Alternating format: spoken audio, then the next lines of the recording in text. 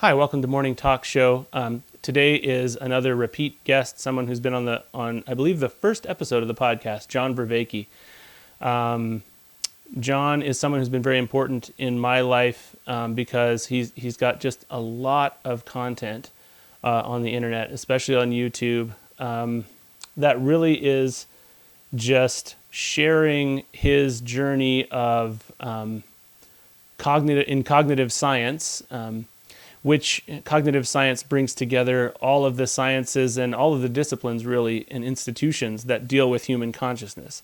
So there's psychology and there's neuroscience and that kind of thing, but there's also spirituality and various kind of consciousness expanding kind of psychotechnologies, as he calls them. So John is super fun to talk to because he's got his own kind of language and lexicon to talk about consciousness and to talk about human connection. And he's passionate about conversation, which is one of the reasons that he's so important to me.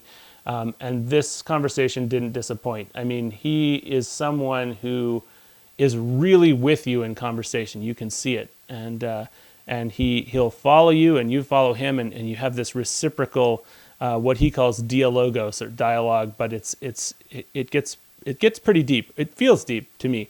So I hope you enjoy this as much as I did. I think it's unlikely you will enjoy it as much as I did, because this is the kind of thing that I just absolutely live for. This is why I have a podcast. So if you're on YouTube, please like and subscribe and hit the bell. If you're on a audio podcast platform, please subscribe there. And I hope you enjoy this conversation with John Vervaeke. That's the awkwardness of this current age. Yeah, for sure. Yeah, well, I've now started recording, but are you kind of ready to go? I'm ready to go. Yep. Okay. I just came off my monthly Q&A, so I'm all in discussion mode. Okay, good. Yeah, you're probably more warmed up than I am. I just came off of a day of mindless work at my day job at this very desk, so we're not in the same position, but. John Vervaeke, welcome back to Morning Talk Show. You don't know what a thrill it is to say welcome back. Yeah, that's great to be here again. Thank you. It's so great, actually, and it's an embarrassment of riches because I had another return guest. I just recorded with Mark Vernon a few days ago, a second excellent. one, and so I cannot believe. Oh, sorry, go ahead. How is Mark? He seems awesome. Good. Yeah. He's doing well. He was reading a book. He was actually kind of missed the appointment at one point because he was so absorbed in a new book. So it sounded like an amazing one I'm going to read. So anyway, yeah, he's never short of fascinating. Yeah, very fascinating guy, that's for sure. Yeah, and he's like yourself in that he has a kind of, it's not like either of you guys are you can talk about everything in the world. You have your universe of thoughts and ideas, almost like a little ecosystem, and speaking to you is like entering into that world, which is something I really enjoy and appreciate. Well, thank you for saying that. Yeah, no problem. So so the first time I had you on my show, you were an assistant professor, I think, is that right? I'm now an associate professor. Yeah, now I've got an associate. Permanent status. Yep. Congratulations, that's awesome. Thank you. And this whole time, in the elapsing year or two, I guess, you've been just churning out all kinds of great conversations, and so it's clearly a huge priority. It must be a huge priority for you to have constantly have conversations with people. Yeah, it is. So I mean, and part of that prioritization came out of a conversation with one of my favorite conversation partners, Jordan Hall, and he talked about, we need a meta psychotechnology, and that launched me into looking back into history and forward into science. Like those are the stereoscopic move I always make. And zeroing in on this, all these emerging discourse practices, authentic discourse practices, and then the ancient Socratic tradition, of dialectic into Dialogos, and then trying to get as much of that history and as much of participant observation of the current, all these emerging communities, and use the best I can of cognitive science to stitch those two together and try to constantly work out what this is. Christopher Mastropietro and I have edited an anthology called Inner and Outer Dialogues that is about all of this thing. It's under review right now at the publisher. Mm-hmm. So trying to work out what this is and develop it and exemplify it, working with a lot of great people, with Guy Senstock, Jordan Hall, Peter Lindbergh, Christopher Mastropietro, just a ton of people, Thomas and Elizabeth in Germany. Oh, I owe Thomas an email. Just fantastic work. Wow. So this has become a priority for me because I think the dialectic, the psychotechnology, the meta psychotechnology of dialectic into Dialogos will really help us to access and activate and accentuate the collective intelligence of distributed cognition and ratchet it up into something like collective wisdom that is very much needed right now for helping to guide people as they curate ecologies of practices for themselves and the groups they belong to. So that's very urgent for me right now. And the other goal of it is to try and model ways of bringing communing back into communication as an alternative, or perhaps even an antidote to the now increasingly vicious adversarial winner take all kind of. It's not even dialogue anymore. It's just sort of shouting. Yeah. It's like the worst of the individual and the worst of the collective are both on display in many people. I mean, I don't, when I say in many people, I immediately feel a twinge of I don't like to judge what's inside other people, but that's what would appear to be that's the spirit that would appear to be on the rise, right? That's the cage that people would appear to be in. And so, I mean, I think it's beautiful. And I think that it's, I mean, when I say it, I mean, I think your commitment to stereoscopic thinking, is so great. I mean, you don't even write books by yourself. And I know that, I'm totally confident that that's not because you couldn't write a book by yourself, but it's because you understand the iron sharpening iron that takes place with in Dialogos. If I could just define a couple terms, because I definitely I know the terms that are flying around somewhat. I mean, I'm not an expert on them, but so dialectic would be two people talking. Dialogos would sort of be the third. Am I right in thinking it's kind of the third spirit in that, or that's a good way of distinguishing them, with the sort of sacred connection of identities that takes place. So you can have dialectic without Dialogos. Right. So dialectic is something you can practice. There's a pedagogical program that leads into something you practice. Right. But what it does is it basically trains you and other people individually, because dialectic is both practiced individually and collectively. It trains you so that Dialogos is much more likely to catch fire between you and other people. Right. So it's not like you pull the dialectic machine and Dialogos comes out. Right. It's much more like, sometimes if both people are, and this is only a weak analogy, right? But if both people are appropriately present and trained, when you spar, you get into a mutual flow state, right? That doesn't mean every time you spar, you're going to get into a flow state, but but if people bring in the right training and the right commitment, the right orientation, they've had the right pedagogical program, then it's much more likely to take shape.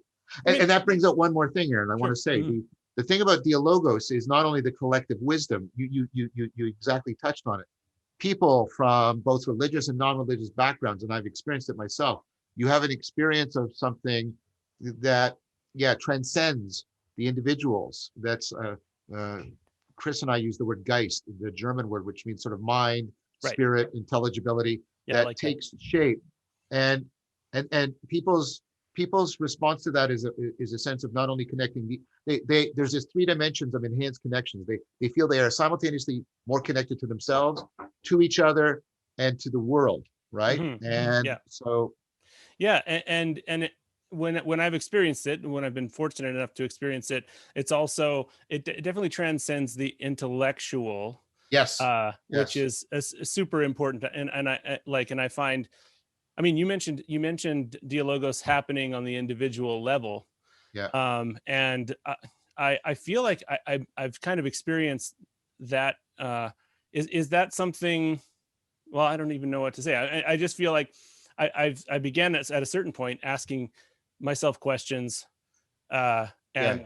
Yeah. and I guess in when I'm blessed to experience it, it's because I expected a new answer, or I was actually seeking a new answer and was seeking an honest answer to the question, which can, I think it obviously it can't help but feed into the dialogos with other people. Yeah. Um, what I was going to say, what really leapt out at me as almost funny, to hear you talk about all of this work that you do, because you do a ton of day job work, and then you meet Yeah. with random, I mean, people like myself who are just kind of out of nowhere. You were one of my first podcast interviews, Right. and what was so beautiful about it was that you said you're trying to figure out what this is. It's like, Yeah. uh, Yeah. Yeah. I'm so, I mean, yeah, I am touched by that. And yeah, there is something humorous about it in the modernist kind of framework, to Mm. think about someone working at this goal for so long and still saying that what you're trying to do is determine what it is. And to me, that's just like, there's almost no better summation of maybe what faith might actually be. In Yeah. Yeah. Like, Yeah. you are, to by my definition, you are expressing faith in your action. That faith is an active thing. What do you, or you have a thoughtful face. Well, I think that's lovely. I think Jordan Hall and I have been talking about that, and also a bunch of recent ones on the relationship, right relationship to the sacred. Yeah, for me, faith is not the affirmation of beliefs that don't have good argument or evidence. Faith is that sense of being called and caught up in a process that I do not just receive or make, but that I participate in, and it's drawing me along a course of action, a course of Right. exploration, a course of development. And so the analogy I often use is how you're faithful to the to the people you love. Right.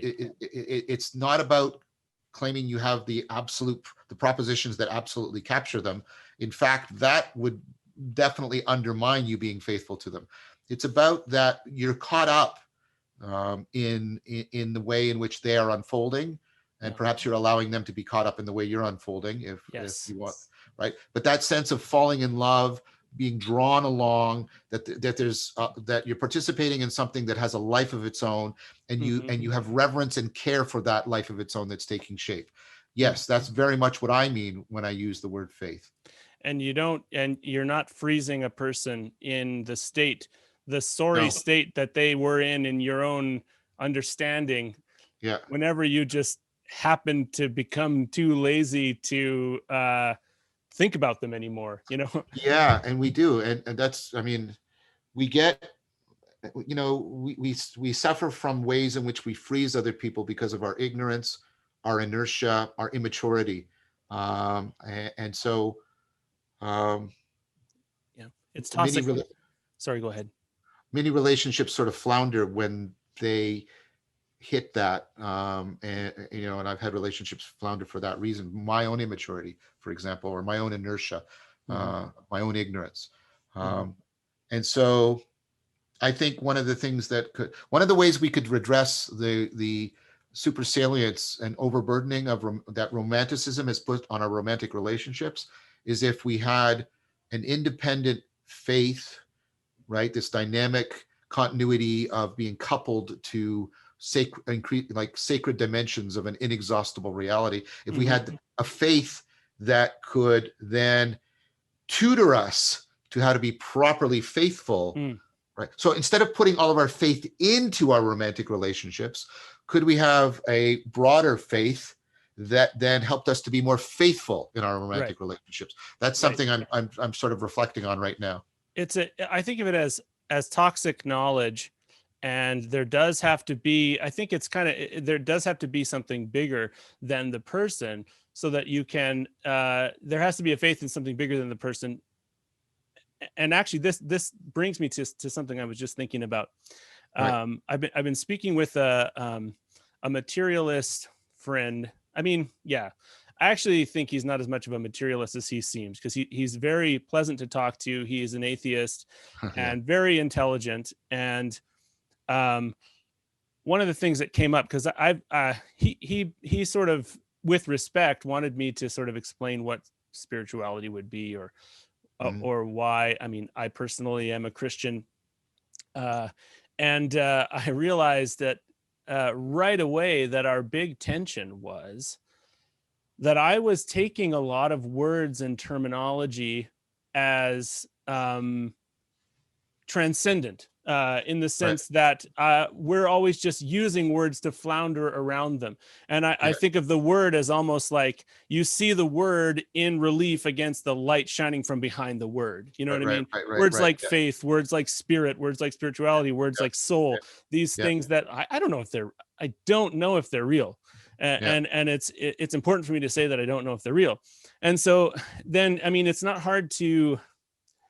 it wasn't hard after a while of talking to make the leap that um, that the notion of things being bigger than their definition is kind of a quintessential, bigger than their verbal definition, their understood definition, their Webster's dictionary definition, is essential to a kind of freeing of the spirit or something like that. Because Yeah. you can look at, you can apply the exact same thinking to a human being as you apply to these terms. Yes. Yes. Yeah. When I think of spirituality in a weird way, I'm thinking of a person.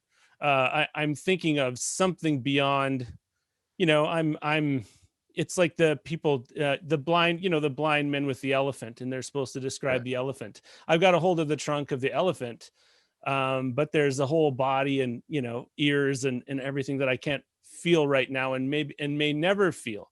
But there's an intuition that there's more going on. And so it becomes almost this leap. I mean, it certainly is a leap of faith, because I kind of realized that for him, um, there is, and for everyone there is, a comfort in known definitions. There is a Yeah. comfort, Yeah. like you put on a relationship, or you put on a word, like you put on a worn in pair of slippers, and they provide you the same warmth each time, as you Yeah. move around, and then somebody comes in and says, those aren't even slippers, you know what I mean? And it is frustrating. This is not really a question, it's just kind of An observation. yeah, Well, it's a moving good. on with what you're saying. It's a good one. I mean, I like go back to the like you said, the parable of the men and the elephant, the blind men. Notice what the blind men have to do. If they try to hang on to where they're touching the elephant, they're going to remain locked into that limited perspective. What do they have to do? They have to develop skills of movement and continuity of contact. That's what I was talking about earlier. Continuity of contact and openness to there being more than what they have felt already, right? And so they have to allow their hand to continually reconform, so to maintain continuity of contact and transform itself in its shape and how they're touching and how it's moving, if they're going to get a better picture, while also always acknowledging. And the more they journey, the more they will be willing to make this admission that the elephant is going to transcend how much they could possibly touch it. Yeah, yeah. And Mhm. so I agree very much with that. And I think our capacity for that that adaptive, evolving coupling to things that we only have a partial contact with, that can either be frightening to people, or we can understand it, and it's been frightening to me at times, but we can understand it as also the affordance of the fact that what's what's what's happening is that the the space where we have not yet touched is in some sense inexhaustible to us. And to go from thinking of the sacred as something that we possess to being like I was trying to use with the extended analogy, as rather being something that continually leads us and affords us to move. And so part of what I'm doing is trying to propose that with the help of people like Jordan Hall, as a new way of trying to understand the sacred. And so you get, well, Dialogos, you get back to logos, you get back Heraclitus. Don't listen to me, don't listen to my words, listen to the logos, right? And so he was right, and the logos is, although the logos, you know, is present in the words, it's not captured in the words. Like you said, it shines through. And so, like, Dialogos is the practice of trying to not get fixated on the words, but to listen through and feel beyond and maintain a continuity of contact. That's what logos is, with the inexhaustible. That's what I'm trying to get people to do. Yeah. How do the words interact with your consciousness? Because we've all experienced times where somebody else has heard the same words and they didn't interact with their consciousness in the same way. And so the Dialogos can happen even from the written word into your mind, if you're really connecting yourself into it and putting yourself into what you're reading. And yeah, that's really great. I feel like what happens in that Dialogos state, I want to talk about the sacred and all of that. What happens in that Dialogos state is that images swirl around, and you pluck them out, and you talk about them, like, to yourself, and you kind of figure out, why did that come.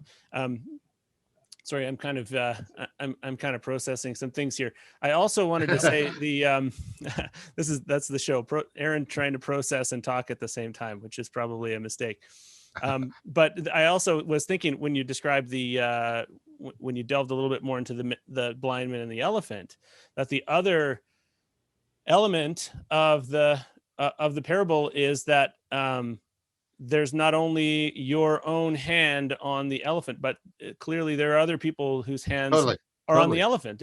And so instead, like, you wouldn't, one thing you could do is go find where another person's hand is, take it off and put your hand on there. Or you could say, what are you feeling there? And it really, and in good faith and goodwill, and then actually, believe the truth of that. That's one of my definitions of Dialogos, which is, the participants get to a place that they couldn't have gotten to individually, that all of the people involved come to a place where they can say, there's no way I would have got there on my own.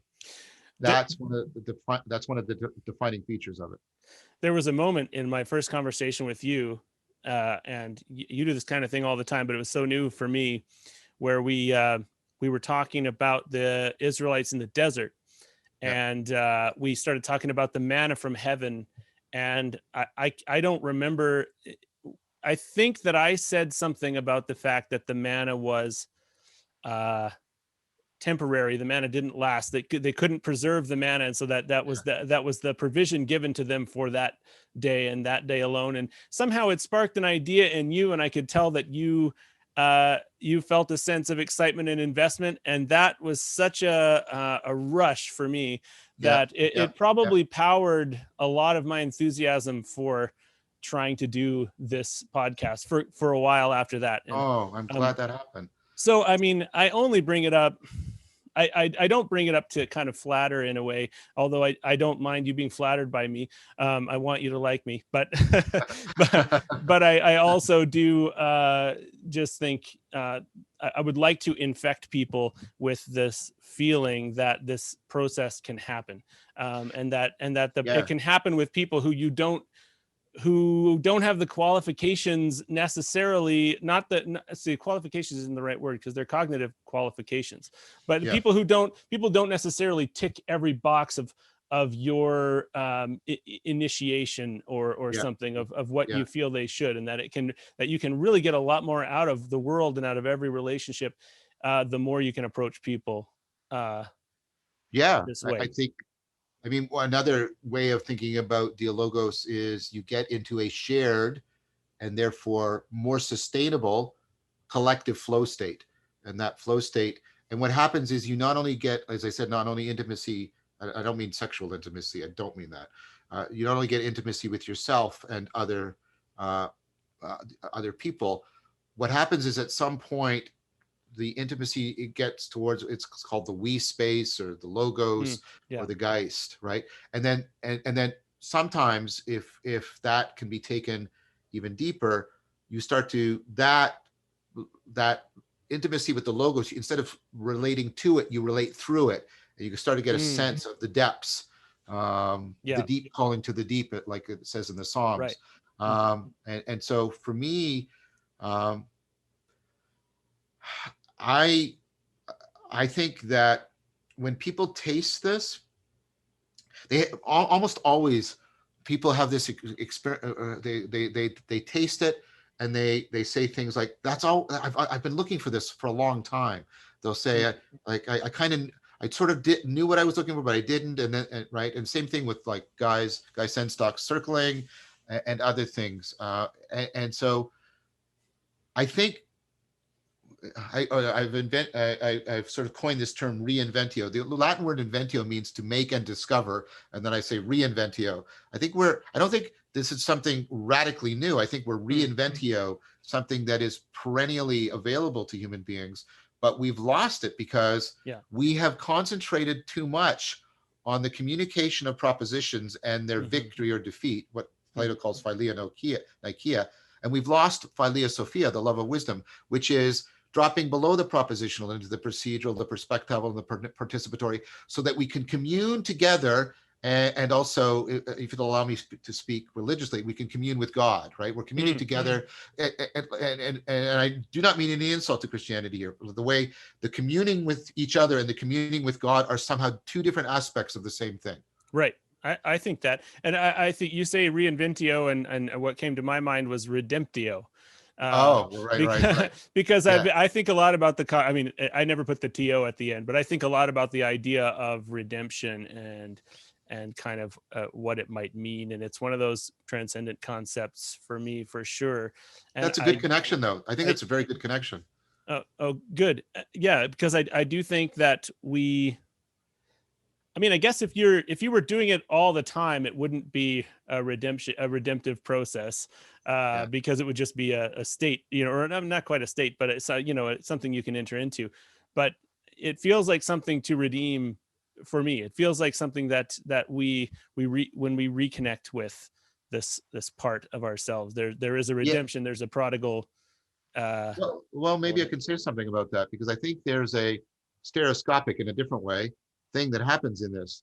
I mean, you get a retrospective process that's therapeutic and healing, and you get a prospective process that's aspirational, in which you are trying to overcome your inertia and immaturity, and move to a more virtuous self in a more meaningful world.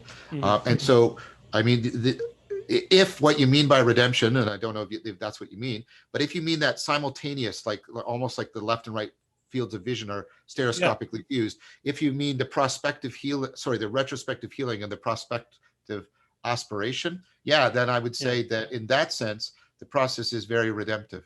Yeah. There is. I mean, I don't know that I was thinking about that bidirectional element of it, but now that you say that, I definitely am, because when you have a moment of redemption, or when you are in the presence of someone who has a redemptive, creates a redemptive space somehow, the chances, I mean, I can't imagine a person being in a redemptive scenario and still saying that, still feeling that they were shit 10 minutes ago. You know what I mean?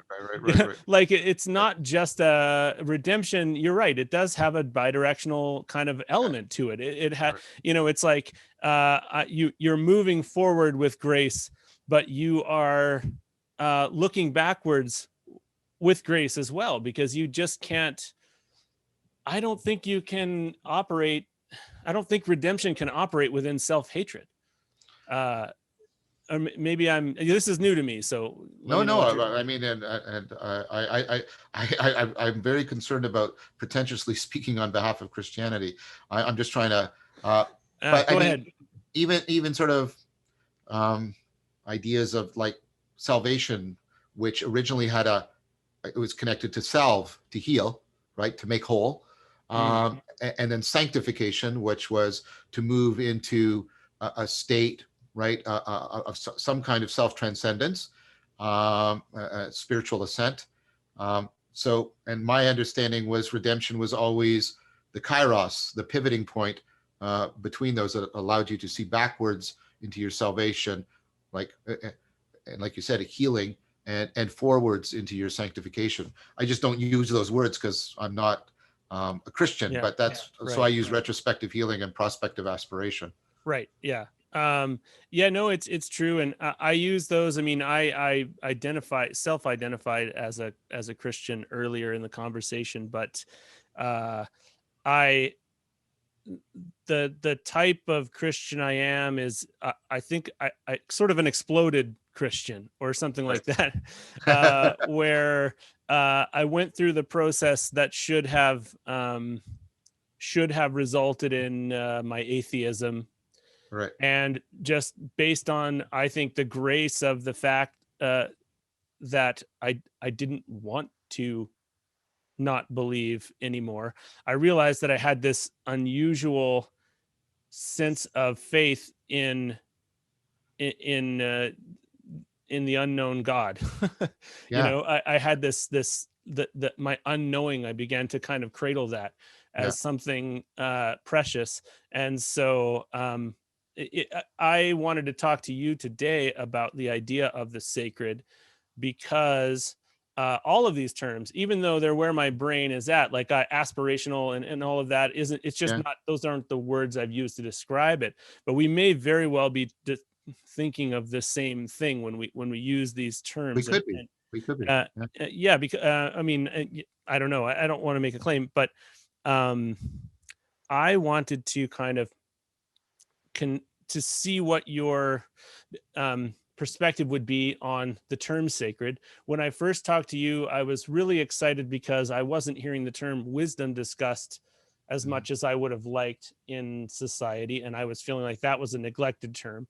And now I'm feeling like the term sacred, Mhm. it's a similar idea where we don't really know what it is anymore, even religious and non-religious people. So how would you move into describing sacred, Yeah. the sacred? So, I mean, I want to give really due credit here. A lot of what I'm going to say is based on ongoing work with Christopher Mastapietro, Jordan Hall, Guy Sandstock. Um, Zach Stein has had a huge influence on me too. Mm, So for me, the sacred, first of all, it's something that sounds like a useless definition, but there's a point to it.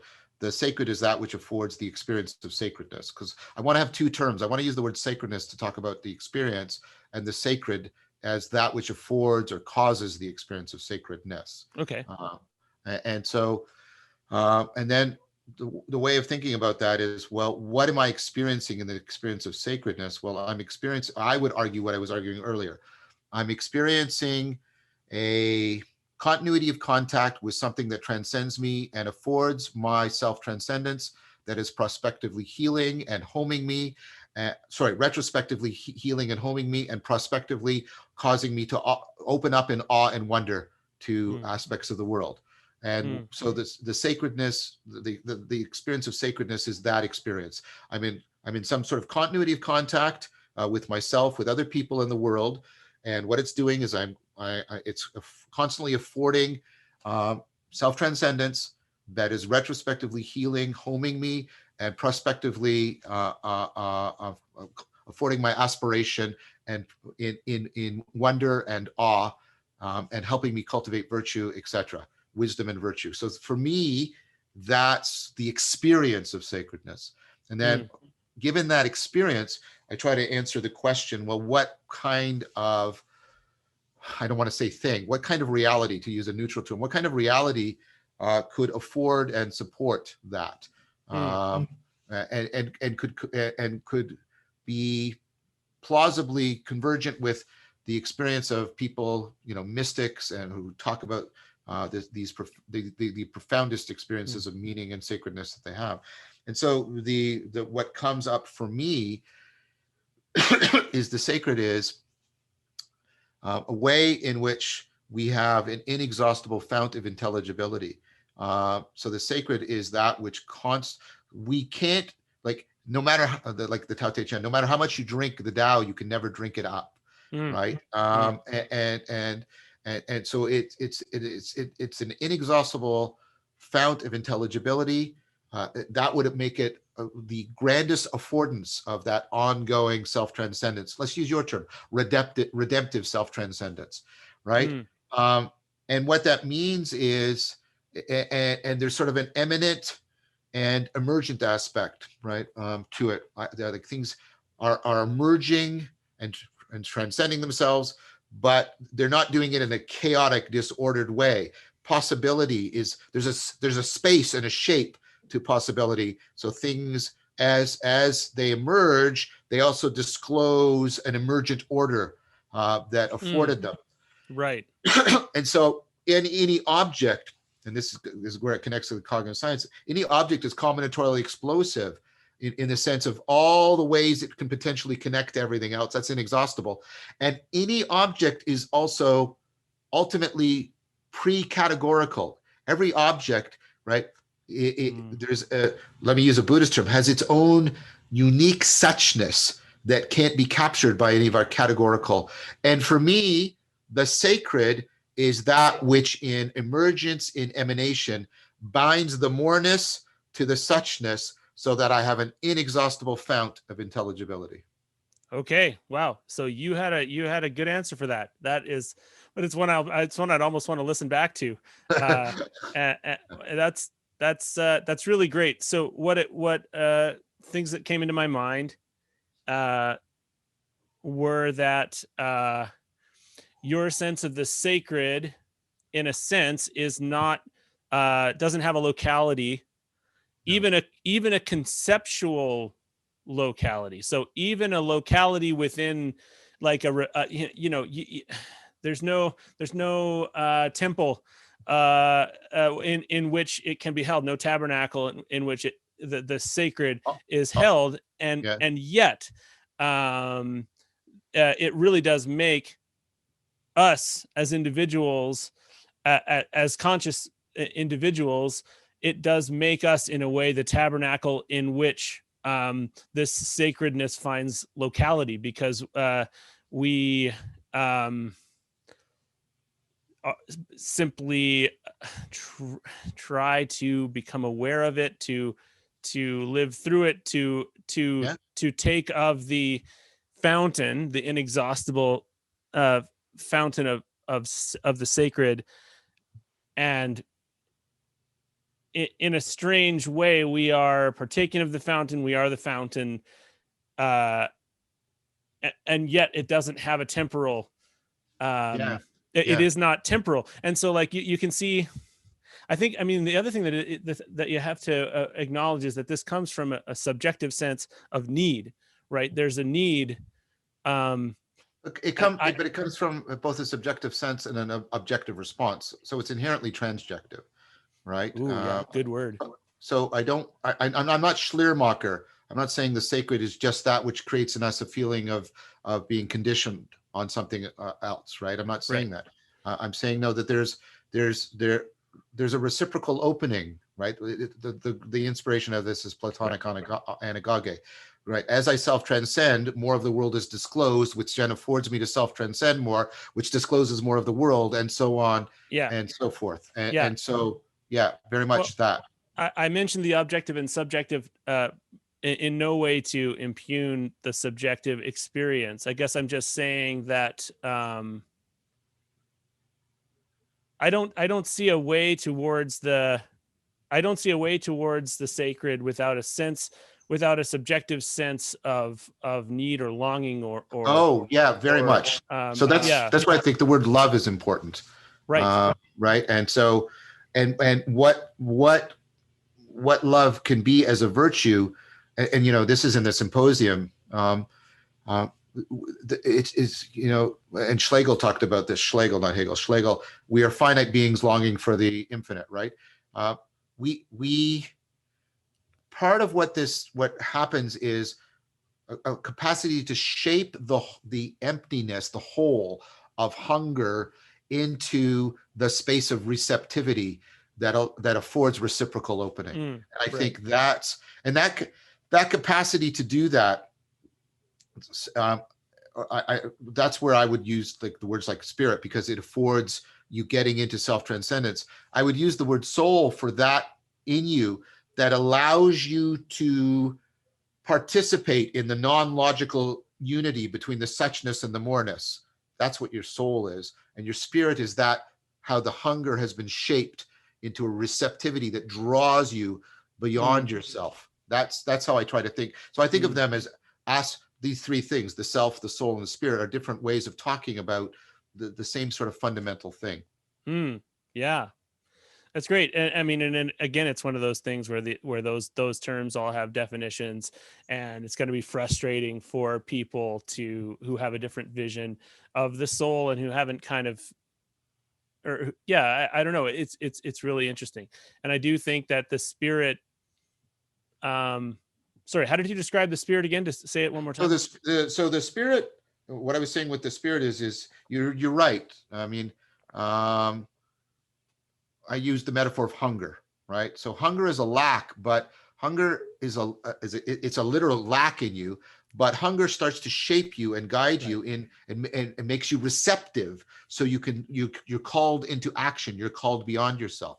And so part of what spirit is that capacity to shape our lack into, right, into a receptivity for that which transcends us, into the receptivity to the sacred. Whereas I said the soul is, I think, your capacity to participate in, like, the moreness and suchness of the sacred. So the soul is a bigger, like a capacity, and the spirit is the sort of where your intentionality meets with the activity of feeding the soul, kind of thing. Okay. And the reason I do that is because of the original metaphor of spiritus is wind, right? It's a self-moving thing. Yeah. Right. My first experience, it's funny because I heard about the Holy Spirit my whole life, obviously, growing up I shouldn't say obviously, you don't know my history necessarily, but growing up in the church, Southern Baptist father, more worship services than I could count. Yeah. And then I hit this period of my life where I was probably around when I was talking to you first, where I felt I was being pulled in. I was being pulled in two. I was becoming two people. I was having genuine experiences of transcendent faith when in a collective, kind of usually musical situation.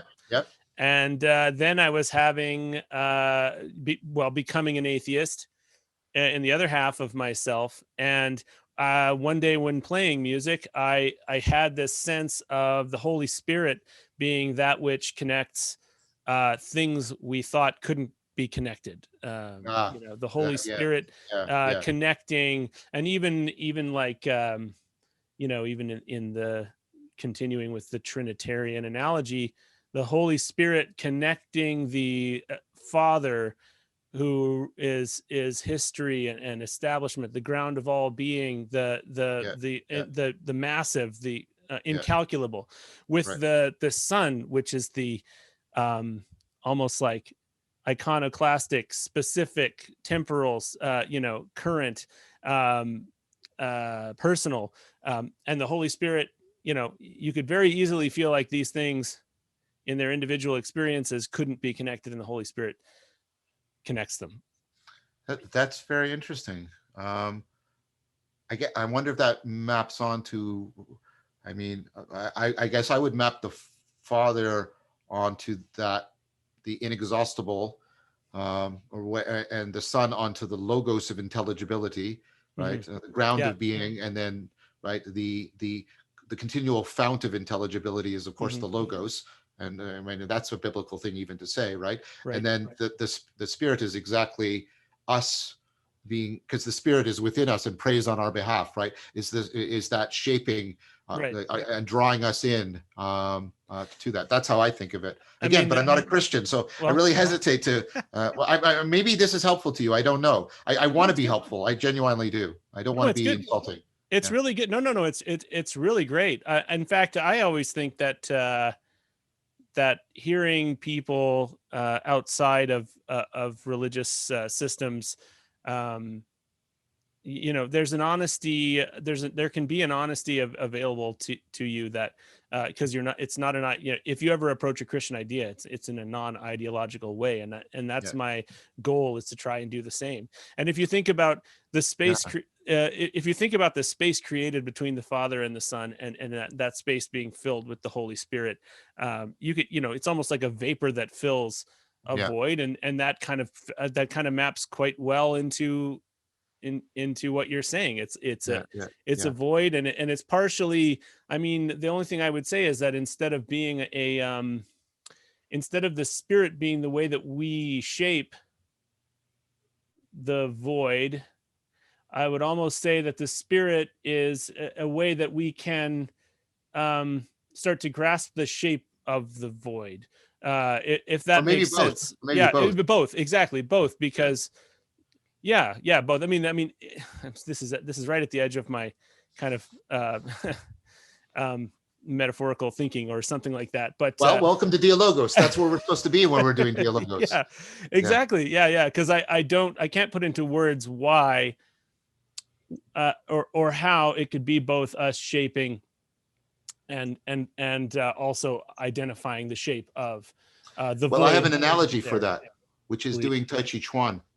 When you're Mm, doing Tai Chi Chuan, you are shaping, but you are also being shaped by how you're moving and the environment around you. mm, So I think I have a phenomenological sense of what you're trying to convey. mm. Yeah, that's good, because I don't even know that I do. I'm kind of yeah, maybe in But the in but that. but that's good wonder, right? Wonder is kind of the opposite of bullshit. Bullshit is when we are caught up in the salience, but we're inertial. We're not willing to change because we've become unconcerned with our virtue. We've become unconcerned with truth and reality. Mm, Wonder is the opposite, right? Where things are salient beyond our understanding, but precisely because we want to move, we want to call things into question, we want to be transformed. yeah. And so I think being on what Fisher calls the horizon of intelligibility, he says that's what wonder is. It's to Mm, be on the moving horizon of intelligibility. mm.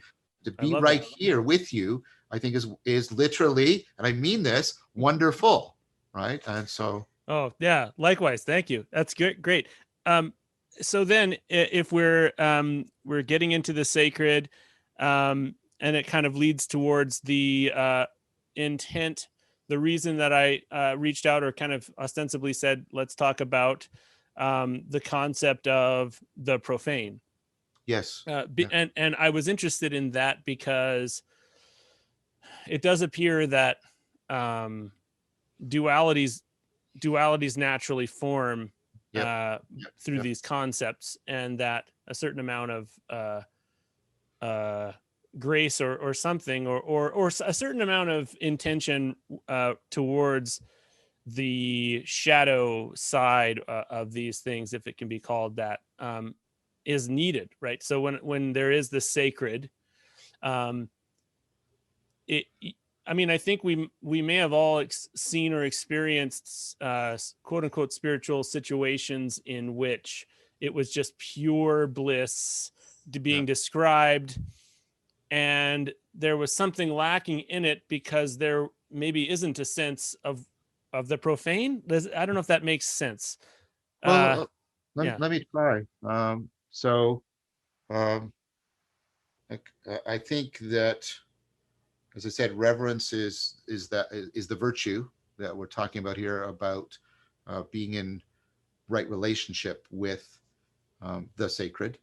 Um, mm, and I think how I understand profanity is that my way of understanding it is maybe this is biblical. I mean, I was deeply influenced by Christian, and this is the way Chris and I talk about, Chris Master Pietro and I think of the profane as a kind of holding on that turns what should be iconic, meaning we see through it, like your original thing of the words with the light shining behind it, into something idolatrous, in which we start to think that by holding on to this thing, we will somehow have gotten control over, even an ability to consume the light that shines through it.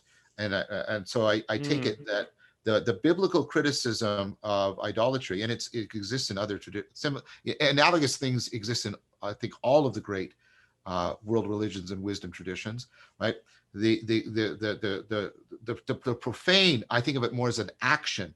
It is an action of where you're lacking the virtue of reverence, so that you turn what should be iconic into something that is idolatrous. That's how I understand, and that feeds into Tillich's theology. So Tillich thinks whenever we treat something as a surrogate or a replacement for what ultimately concerns us, which I take he means to be the God beyond God and the ground of being, right? Whenever we do that, we're engaging in a degradation, the degradation of idolatry. And it goes both ways, because what we do is we start narrowing the world, and we're making the world opaque, and we start narrowing ourselves. We get into the reverse. We get into reciprocal narrowing, and that, and that's actually addiction.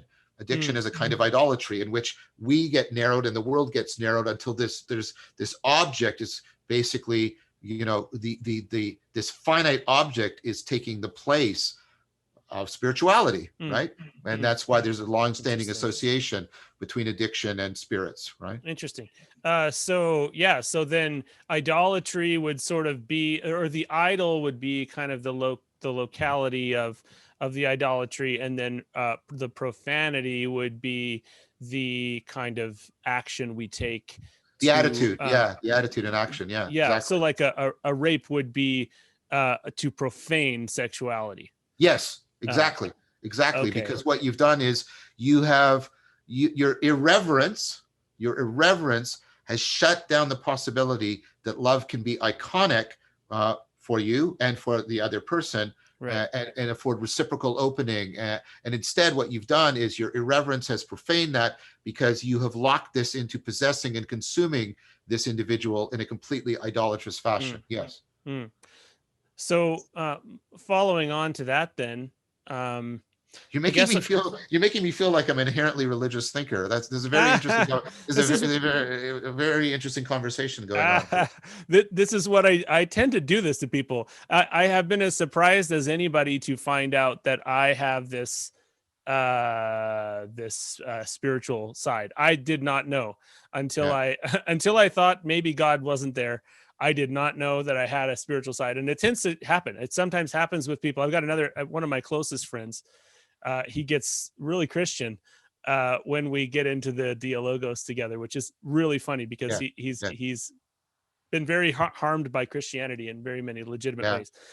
But anyway, so I guess I'm wondering then where the concept of rebellion, and because one thing that's been on my mind recently is the notion of rebellion, and as opposed to revolution, where I think of revolution as something where you realize that the something sacred has been lost on a large degree, and that a violent, either conceptually or physically violent, overthrow is the way to return to the proper sense of the transcendent, or something like that. But rebellion is this kind of more sustained, low level shadow side of things that might be a necessary. It might have a necessary element to it. I think of what's his name? Oh, goodness. The comedian with the ponytail, who is an older guy now. George Carlin? George Carlin. Yeah, I think of George Carlin doing his cocksucker, motherfucker, where he rattles off every swear word in one, all the worst swear words in one sentence. And there's something deeply affirming. Maybe this is just me, so you might just be completely offended by George Carlin, but there's something deeply affirming in bringing some of these things to light, and it's almost like a way of acknowledging that we don't change our state into when we approach the sacred. We don't change our state into someone who is now sacred, who was profane and is now sacred. You know what I mean? That there Yeah. is always a part of ourselves that is in the dark, and that we need forgiveness for. Go ahead if you have thoughts. I'm kind of. Well, I mean, I think if I understand you, a proper part, and they intersect, and the way the virtues relate to each other is, I think of every virtue as just a way of being how you are specifically wise in a specific context. Okay. Being kind here is how I'm being wise here. Being courageous here is how I'm Okay.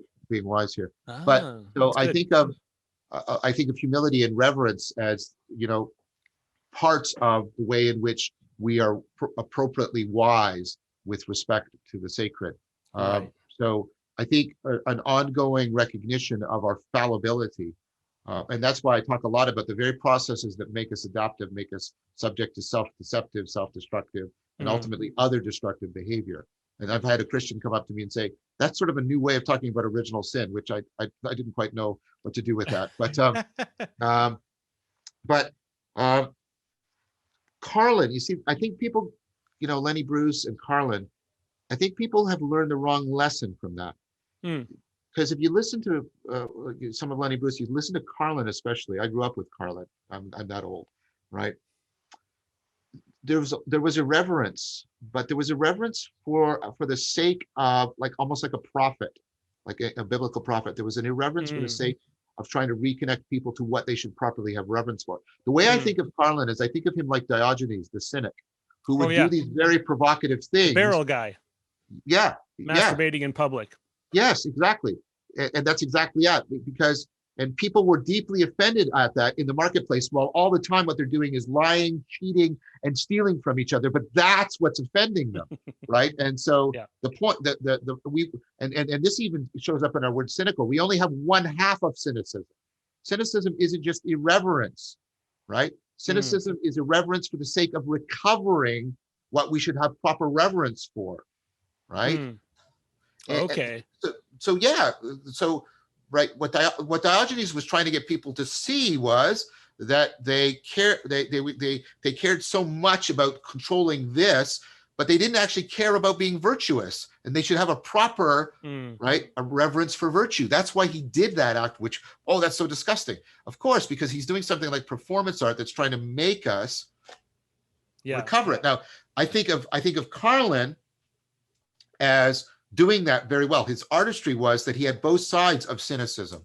A lot of more recent comedians have degenerated into what we typically mean by the word cynicism, right? That one-sided, lopsided irreverence, and what's been called, I think, by Ricoeur, the perpetual hermeneutics of suspicion.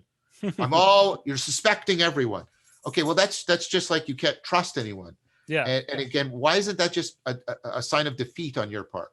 Right. That's what I would say about that. Sure, and I like that. I like that way. I really like that characterization of wisdom in kind of a hierarchy with other virtues. As this is how you're wise, because we all know there are times where the virtue of empathy is the worst thing, is an unwise thing to do, right?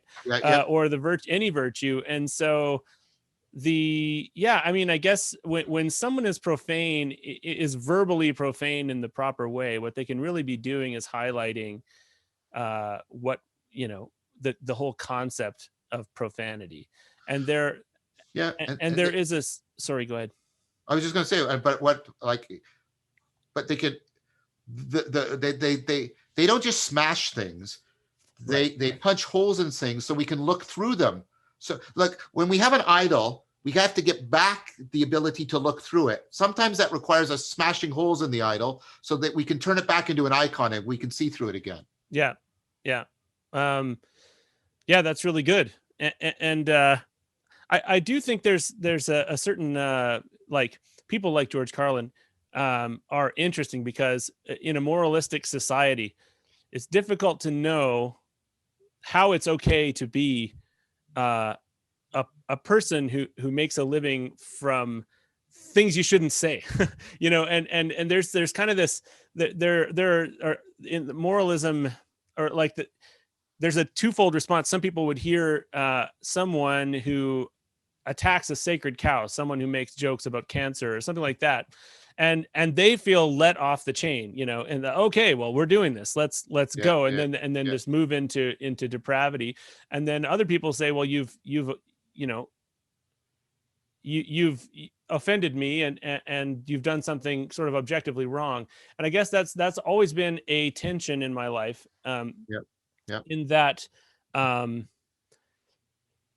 sometimes in living, trying to live into my purpose, what I, you know, living into my purpose, that I almost see as the same thing as discovering my identity, or something. yeah, yeah, um you realize that you might be the exception to, like, and I don't, this is so hard to talk about because it's very existential for me, but yeah, you yeah, realize that to do what you're, to move towards the horizon you're being called towards, yeah.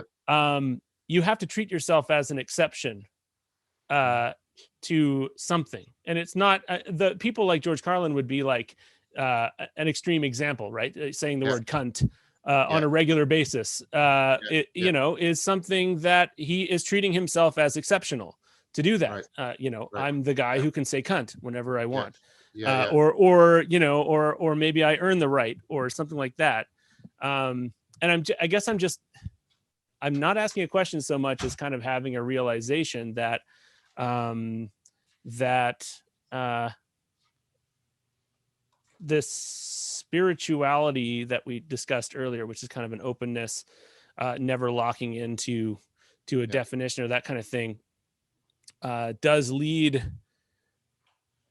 It leads in some sketchy directions, like, you know, like it leads us to places where maybe we feel like we're not supposed to go, and we reach a boundary that we feel shouldn't be a boundary, or we feel it should, something we should go across, should go across. But I'm a father, you know, I have children, and I don't want to you know, I don't want to cross the boundary and then say, well, that I wouldn't want my children to cross. I don't know, like, is anything sort of stirring in your mind as I say this, or have I gone off?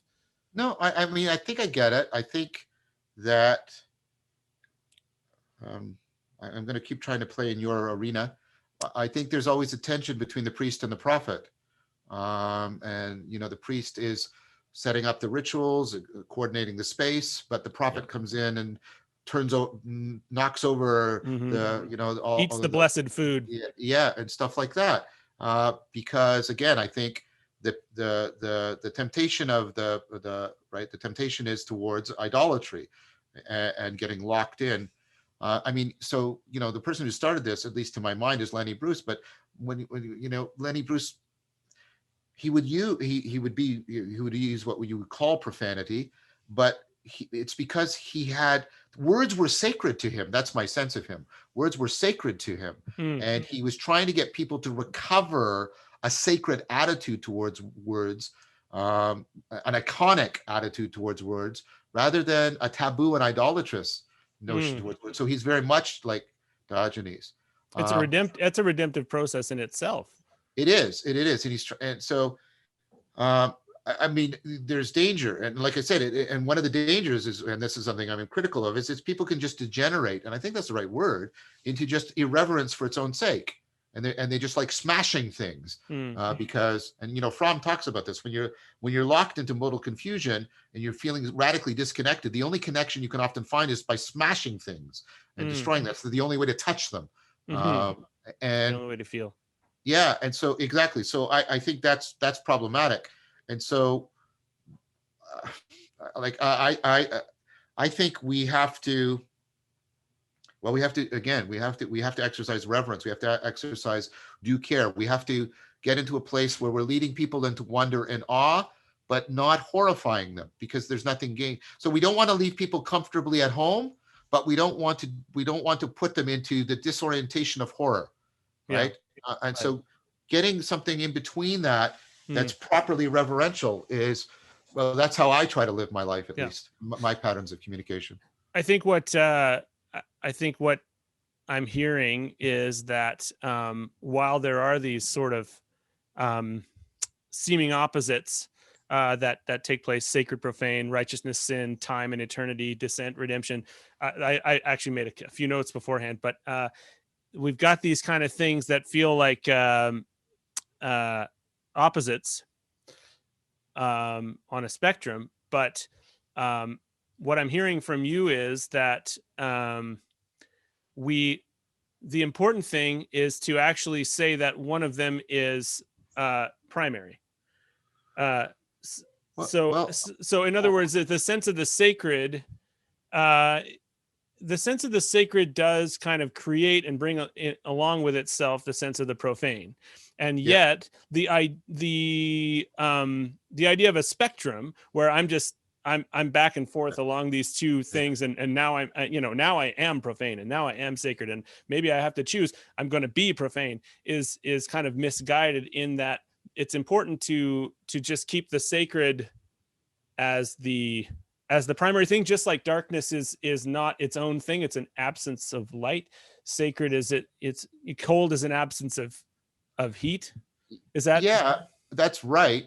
I would agree with that, but I guess how I want to modify it is I was trying to suggest that the relationship between the sacred and the profane is more dialectical. That there's within the sacred, there is what you could call the profane moment, insofar as that's prophetic, and within right. And so I'm actually proposing a dialectical relationship between them. And one of the things I'm arguing for, sort of in the big picture, is I'm arguing that sort of our fundamental ontology discloses itself dialectically to us. And so the best way of getting so that we can conform to that is to practice dialectical thought, dialectical communication. The dialectic within conforms us to the dialectic without, so that we can enter into dialogos. That's what I'm proposing. Well, I like the idea that you're saying that our ontology reveals itself to us. Because I think maybe this is just me, but I feel like the modernist way of looking at that is that we shape our ontology. No, I think we participate in it. Yeah, I think both the rationalist top down and the empiricist bottom up are wrong. Aaron, I got to go soon. Okay. Well, anyway, this has been really wonderful, really enjoyable for me. And thank you for doing this, stimulating a lot of thoughts. So anything you want to promote coming up? Like you say you have a book.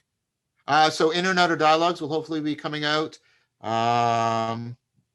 The book, which was previously The Cognitive Continuum, is now more I think we moved towards calling it Ecological Rationality, but it's about the cognitive continuum. That should be coming out. This year, the first part of Awakening from the Meaning Crisis is being transformed into a book. It's almost done, and it has amendments and figures and an extensive glossary. That's coming. Take a look at the new series. Just like I did Untangling the World Knot on consciousness, there's a new one called The Elusive I, capital I, the nature and function of the self. Some of the things we talked about today will be coming out.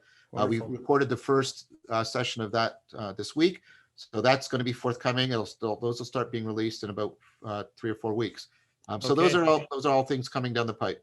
Okay, wonderful. Well, I can with sight unseen, I can recommend all of those because it just sounds wonderful, and I'll definitely be taking those in. And thank you for generously giving me your time today. It was great, Aaron. I really enjoyed this.